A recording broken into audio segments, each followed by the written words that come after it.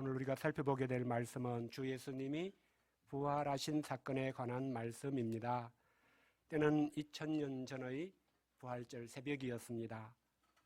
그날은 안식일이 지난 후 첫날이 되려는 이른 새벽, 바로 오늘 일요일 새벽이었습니다. 막달라 마리아와 다른 마리아가 예수님의 무덤을 보려고 찾아왔습니다. 그들은 예수님을 장사할 때에 하지 못했던 일을 하고자 했습니다. 예수님은 로마 당국의 중죄인으로 처형되고 급히 장사되었기 때문에 예수님을 사랑했던 사람들이 장례에 참여해서 애도를 표현하지 못했던 것을 볼 수 있습니다. 멀리서 지켜볼 수밖에 없었습니다. 그래서 그들은 이제 이동할 수 없는 안식일이 끝나고 이제 부활절 주일 새벽이 되자마자 나름대로 이제 예수님에게 애도를 표하고자, 예의를 갖추고자 무덤을 찾아왔습니다. 예수님의 시신에 향유를 발라드리고 향품을 넣고자 했습니다. 그들은 이로써 예수님의 모든 은혜와 사랑은 가슴 속에 추억으로 묻고자 했을 것입니다. 우리가 살면서 사랑하는 사람들의 죽음을 경험할 때마다 이렇게 하지요. 누구나 죽음 앞에서는 이렇게밖에 할 수가 없습니다. 만일 예수님도 죽음으로 끝났다면 어떻게 되었을까요? 기독교는 없었을 것입니다. 우리가 이렇게 모여서 예배드리는 일도 없었을 것입니다. 우리는 여전히 죽음하면은 절대적인 한계를 느끼면서 죽으면 다 끝이지 뭐 이런 인생을 살고 있을 것입니다. 그러나 오늘 말씀이 우리에게 말해주듯이 예수님은 살아나셨습니다. 예수님이 살아나신 것은 죽기 전과 똑같은 육에 속한 몸으로 다시 살아난 것은 아니었습니다. 예수님은 다시 살아나실 때는 더 이상 이 세상 죽음의 질서에 지배당하지 않는 영에 속한 몸으로 다시 살아나셨습니다. 우리는 오늘 말씀을 통해서 이런 예수님의 부활이 우리에게 주는 의미가 무엇인지 다시 한번 배우고자 합니다. 또 이 예수님은 우리에게 어떤 분이 되시는지를 다시 배우고자 합니다. 오늘 말씀을 통해서 우리가 부활하신 예수님을 믿는 부활 신앙에 대해서 새롭게 배우고 정립하는 가운데 그 은혜를 잘 누릴 수 있기를 기도합니다. 2절에 보듯이 여자들이 무덤에 갔을 때였습니다. 큰 지진이 나며 주의 천사가 하늘로부터 내려왔습니다. 천사가 무덤의 돌을 굴려내고 그 위에 앉아 있었습니다. 그 형상이 번개 같고 그 옷은 눈같이 휘었고 무덤을 지키던 경비병들은 무서워 떨며 죽은 자같이 되었습니다. 그때 천사가 여자들에게 놀라운 소식을 전해주었습니다. 6절 말씀을 다시 한번 같이 읽겠습니다. 시작.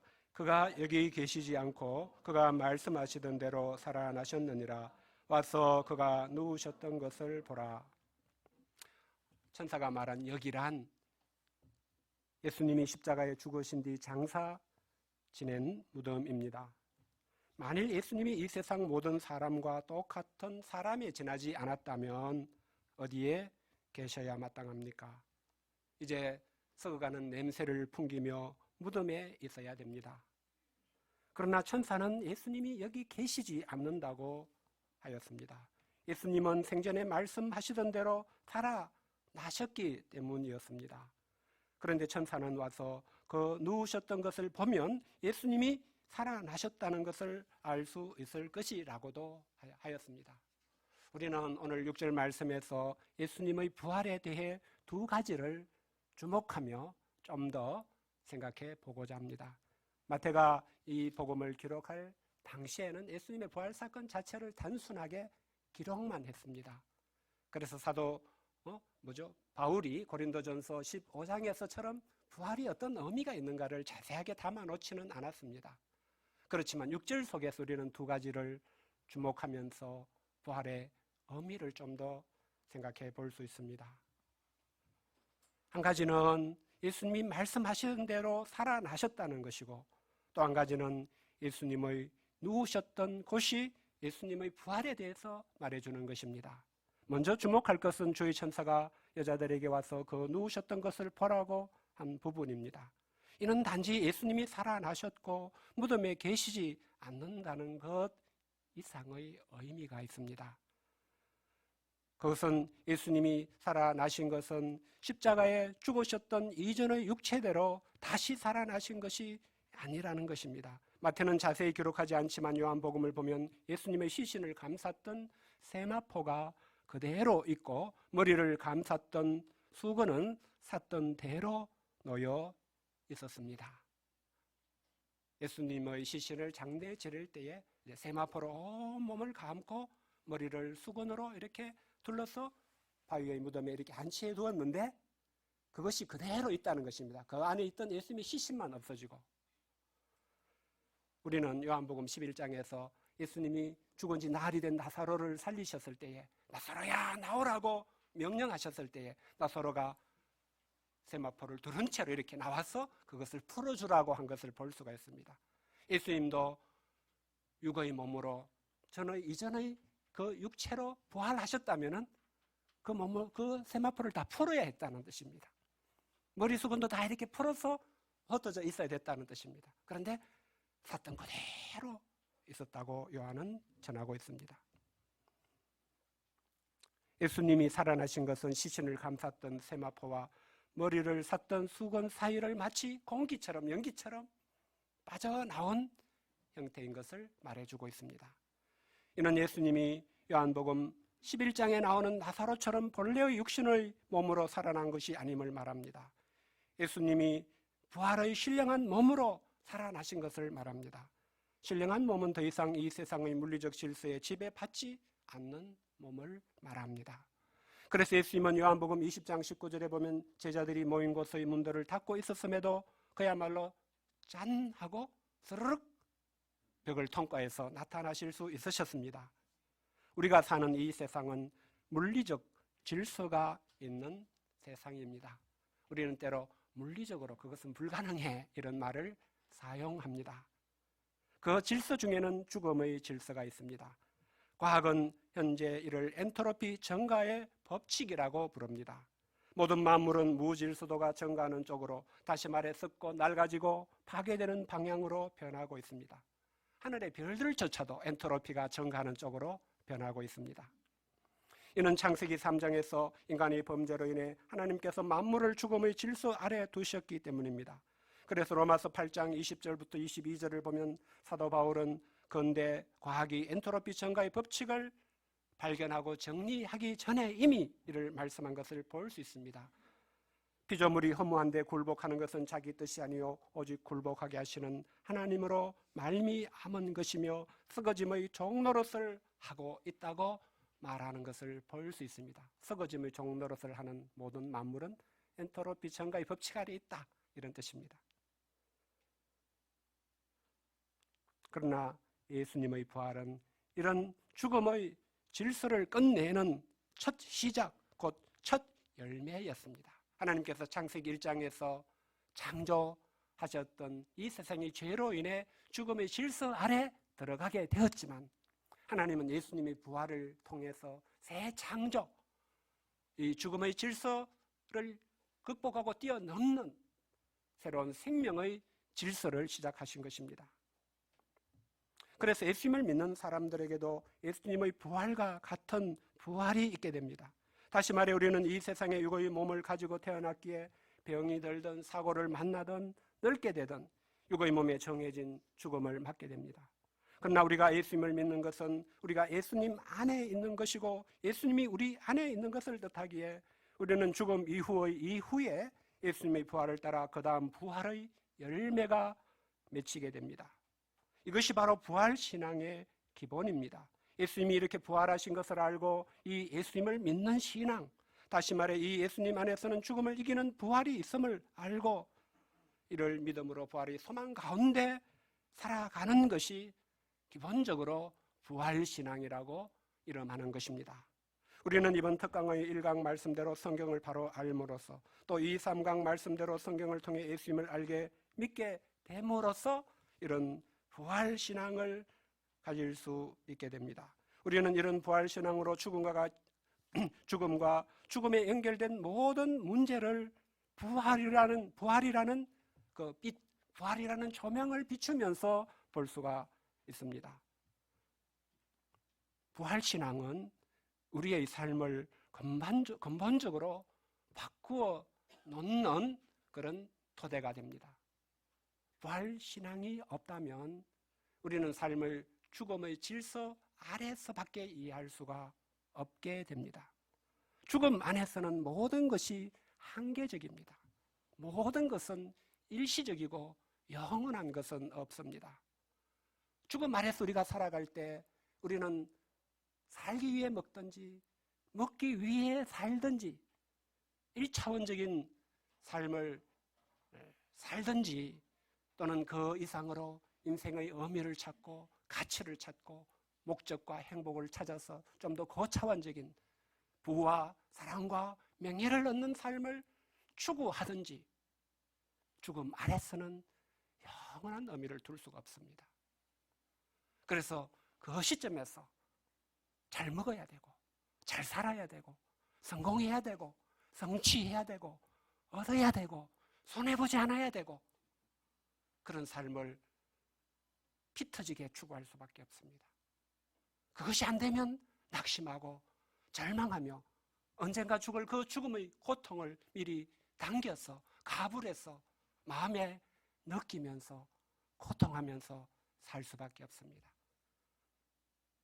내가 맹렬하게 살아가는 이 전쟁 같은 나의 삶에 대해서 누군가가 이해해주고 알아주고 인정해주면 살맛을 느끼다가도 알아주지 않고 이해해주지 않고 인정해주지 않으면 살맛을 잃어버리게 됩니다. 내가 했던 것이 아무 의미가 없는 것처럼 여겨져서 실망하고 포기하고 덩지고 세상을 떠나기도 합니다. 그러나 부활은 이런 우리의 삶을 근본적으로 바꾸어 놓는 힘이 있습니다.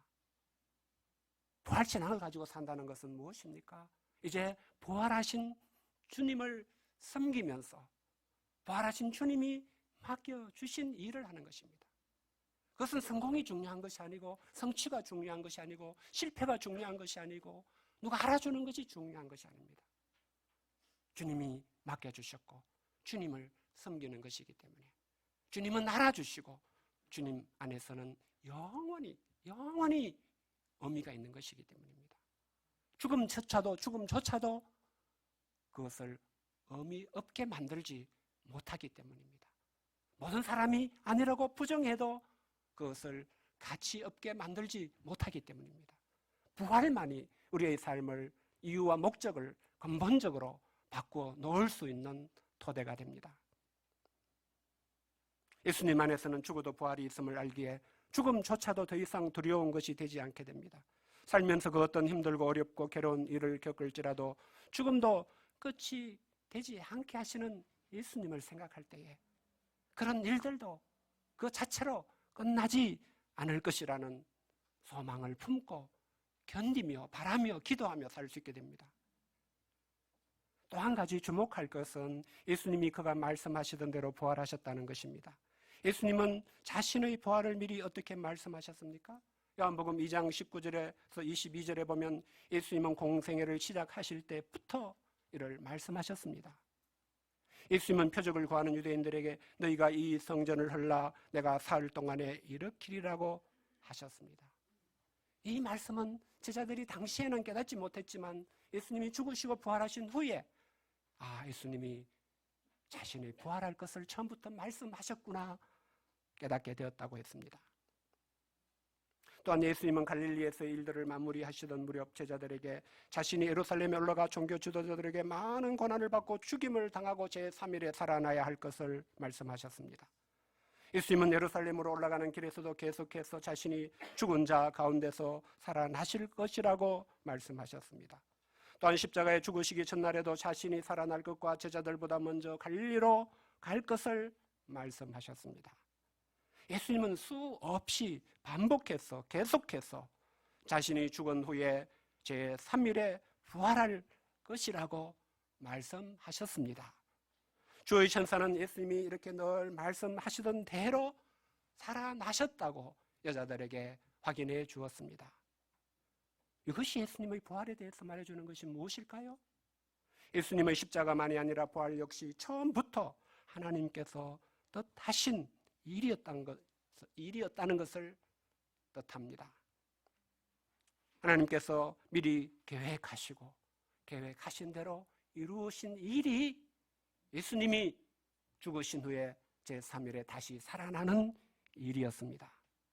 예수님은 자신이 죽음을 당하고 제3일에 살아날 것을 하나님의 뜻 안에서 미리 알고 계셨습니다.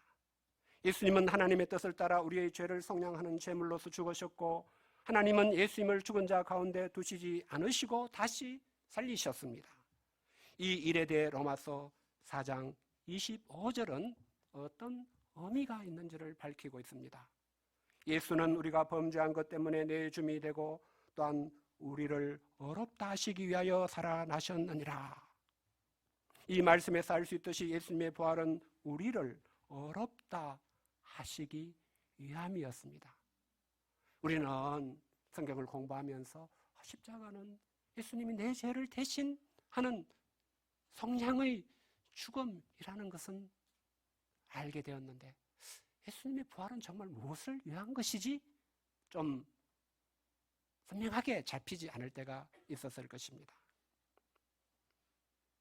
예수님이 우리의 죄를 담당하시고 십자가에 죽으셨으나 하나님이 예수님을 다시 살리신 것은 왜일까요? 예수님께는 우리의 모든 죄보다 더 큰 어려움이 있으셨기 때문인 것입니다. 예수님이 그저 죄 없이 어려우신 분인데 우리의 죄를 다 짊어지심으로써 죄에 있는 분이 되셨고, 예수님의 어려움은 그 우리의 모든 죄를 담당하는 데 다 서버렸다면 예수님도 이제 죄인이 되어서 영원히 죽음 아래에 있어야 됩니다. 예수님 우리 죄를 감당하셨지만 여전히 예수님 안에는 넘치는 의가 있기 때문에 어르신 예수님은 죽음 아래에 있어야 할 이유가 없으셨고, 하나님은 그것을 분명하게 나타내셨습니다. 예수님을 다시 살리심으로써 하나님은 예수님을 여전히 우리의 죄를 다 짊어지셨음에도 여전히 어렵다고 하셨습니다. 예수님의 십자가 죽음을 통해 예수님을 믿는 우리의 죄를 속량하실 뿐 아니라 예수님의 부활을 통해 믿는 우리도 어렵다 함을 얻게 하셨습니다. 예수님이 십자가에 죽으실 때에, 그리고 우리가 예수님을 믿을 때에 예수님은 우리의 모든 죄를 다 대신 담당하셨다는 것을 우리는 받아들이고 믿습니다. 그럼에도 불구하고 우리는 예수님을 믿은 이후에 여전히 죄 가운데 살아가며 죄를 짓고 죄가 있고 죄로 인해 고민하고 허물로 인해 절망합니다. 예수님을 믿었지만 여전히 죄인인 자신으로 인해서 하나님 앞에 설 때에 마음이 괴롭고 두렵고, 때로는 이런 나는 과연 구원을 받았는가? 이런 나는 과연 천국에 갈 수 있는가? 이런 고민 속에 신자로서 빠질 때도 있을 것입니다. 이런 우리가 어떻게 어려우신 거룩하신 하나님 앞에 어려운 자로 설 수 있습니까? 예수님은 우리를 어렵다 하시기 위해 부활하셨습니다.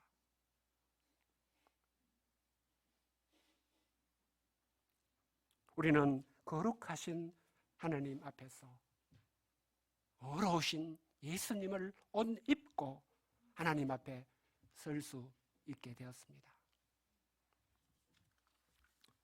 지난주 말씀에서 우리가 배운 것은 하나님께서 우리가 이런 속량과 어려움을 얻는 길로 오직 예수님을 믿기만 하면 되게 하신 것이었습니다.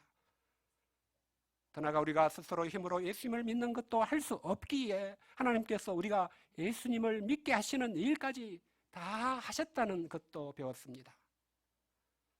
그래서 하나님은 이것을 두고 지난주 말씀에서 우리가 예수님을 믿는 것은 하나님이 우리를 낳으신 것이라고도 하셨습니다. 우리가 육체로 사는 것도 자기 힘으로 된 것이 아니라 부모님이 낳으심으로 된 것으로서 이 개념을 이해할 수 있었습니다. 그래서 우리가 얻는 구원은 오직 하나님의 은혜로 값없이 얻는 것이라는 그런 말이 성립이 되는 것입니다. 더 나아가 하나님이 이렇게 우리가 구원 얻는 길로 정하신 예수님을 믿는 것은 또 다른 측면에서도 성경은 설명하고 있는 것을 볼 수 있습니다. 우리가 어떻게 예수님을 믿음으로써 모든 죄를 용서받고 하나님 앞에 어렵다 하심을 얻은 채 살아갈 수 있느냐? 성경은 이것을 두고 우리가 그리스도 예수와 연합한 자가 되기 때문이라고 했습니다. 우리가 예수님을 믿는다는 뜻은 단지 우리 마음의 자세가 예수님을 믿고 의지하는 자세를 갖는다는 것이 전부 다가 아니라 우리가 예수님을 믿음으로써 우리가 예수님과 연합한 자가 된다는 뜻이 있는 표현입니다. 예수님과의 연합이 무엇인지를 알 수 있는 유일한 예는 하나님이 창조하신 사람의 결혼 관계입니다. 사람은 결혼을 통해 서로의 모든 것을 나누게 됩니다. 마르틴 루터는 복음이란 소문이 좋지 않은 비천한 여인과 결혼하는 왕의 이야기이다라고 했습니다. 우리는 온갖 죄가 있는 비천한 여인에 지나지 않습니다. 반면에 예수님은 하늘과 땅의 모든 권세를 가지신 왕이신 분이십니다. 그런데 하나님은 이런 우리가 결혼이 뜻하는 것과 같은 의미의 연합을 허락하시고 예수님의 모든 것을 얻고 누리게 하시는 결정을 하셨습니다. 신부는 결혼을 통해 신랑에게 내 모든 존재를 당신께 드리고 내가 가진 모든 것을 당신과 나눕니다 라고 고백하며 그렇게 하는 삶을 살아갑니다. 신랑도 그때부터 화답하여 내 전부를 당신께 드리고 내가 가진 모든 것을 당신과 나눕니다 라고 화답하며 그렇게 살아가게 됩니다. 이것이 결혼입니다. 자신을 주지 않고 자신의 것을 나누지 않을 때에 이 세상에서 결혼은 파국에 이르게 되는 것을 볼 수 있습니다. 중요한 것은 이런 결혼을 통해서 신랑과 신부 사이에 위대한 교환이 이루어지게 된다는 것입니다. 비천한 죄인인 우리가 왕이신 예수님의 신부가 되고 예수님께 속한 온 나라를 우리의 것으로 얻게 됩니다. 예수님은 우리의 위대한 신랑이 되셔서 우리의 모든 죄와 죽음과 심판을 담당해 주시고 우리와 더불어 자신의 모든 생명과 완전한 의를 우리와 나누어 주십니다. 앞에서 예수님께서 우리 죄를 짊어지시고 죽으셨으나 예수님의 은은 그 죄를 다 처리하고도 남음이 있으셔서 의로우신 분으로 다시 부활하셨다고 했습니다. 예수님의 부활 안에서 우리는 연합하여서 이 예수님의 의로움을 옷입고 하나님 앞에 모든 은혜를 구하며 살 수 있게 되는 것입니다. 물론 예수님이 그가 말씀하신 대로 부활하셨다는 것은 세상의 질서 속에서는 있을 수 없는 이런 부활까지 말씀대로 이루어졌다는 것을 보여주기는 합니다. 그러므로 예수님의 모든 말씀은 참되고 믿을 수 있다는 것을 말해줍니다. 그러나 이상에서 보았듯이 예수님의 부활에는 그 이상의 의미가 있습니다. 말씀하시던 대로 부활하셨다는 것에는 하나님의 깊은 뜻이 다 담겨 있습니다. 하나님께서 우리를 구원하기 위해서 뜻하신 모든 일을 예수님의 부활 안에서 다 완성하시고 이루셨다는 의미가 있습니다. 예수님의 부활 안에서 우리는 어렵지 않지만 예수님의 어려움을 옷입고 하나님 앞에 나아가며 모든 은혜를 받아 살 수 있게 되었습니다. 우리는 부활절의 이 아침에 부활하신 이 예수님을 바라볼 수 있어야 되겠습니다. 이를 통해 예수님을 믿을지라도 우리 자신의 현재 모습으로 여전히 어렵지 못할 수밖에 없는 것으로 인한 모든 어두움을 다 내려놓고 오직 예수님의 의로 옷 입고 하나님께 나아가며 부활하신 주님을 믿음으로 사는 것을 계속하게 되기를 바랍니다. 또한 우리는 오늘 말씀에서 부활하신 예수님을 만난 여자들과 제자들에게서 예수님께 대한 자세가 어떻게 달라졌는지를 주목하게 됩니다. 그것은 9절에서 보듯이 그들이 부활하신 예수님을 만났을 때 예수님께 경배한 것입니다. 아마 십자가 사건 이전에는 여자들은 예수님을 만나면 경배하지는 않았던 것 같습니다. 예수님 안녕하세요.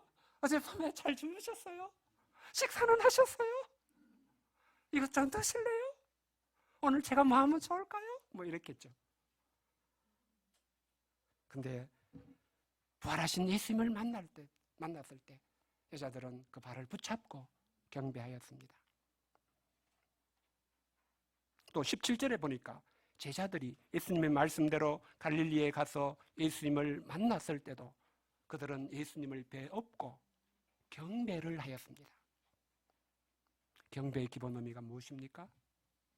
경배하는 자가 경배하는 대상을 신으로 섬긴다는 뜻입니다. 출애굽기를 보면 하나님은 이스라엘 백성들을 애굽에서 구원하신 후 자신이 여호와 하나님 스스로 계시는 유일한 창조주이심을 나타내셨습니다. 이를 통해 하나님은 이스라엘에게 너는 나 외에 다른 신을 내게 두지 말라고 하셨습니다. 이스라엘 백성들은 이를 통해서 하나님을 경배하게 되었습니다. 본문에서 여자들과 제자들은 예수님을 경배하기 시작했습니다. 그들은 예수님이 부활하신 것을 통해서 비로소 예수님의 본질을 깨닫게 되었습니다. 예수님을 살아생전에 만났을 때는 예수님도 똑같이 사람이신 분인 줄 알았을 것입니다. 그러나 예수님의 부활을 통해 예수님이 하나님이 사람이 되신 분, 경배드릴 분이심을 알게 되었습니다. 그런 점에서 보면 우리가 부활신앙을 가지고 있다는 뜻은 예수님을 경배드릴 분으로 다시 만나고 섬기고 있다는 뜻이 될 것입니다. 우리가 부활신앙을 가질 때에만 이 땅에 살면서 우상 숭배의 죄를, 다른 신을 숨기는 죄를 피하며 살 수 있게 됩니다.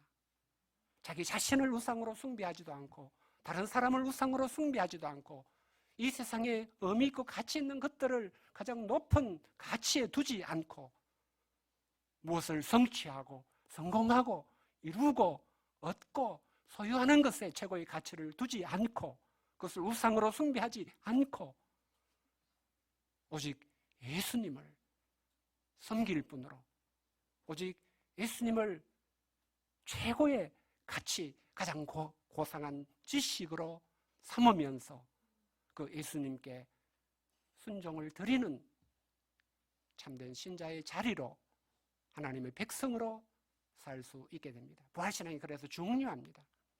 부활신앙을 제대로 갖지 못하면 우리는 신자 생활을 하면서도 우상 숭배의 죄악에 수시로 빠져들 수밖에 없습니다. 예수님을 경배하는 것은 구체적으로는 어떻게 하는 것을 뜻합니까?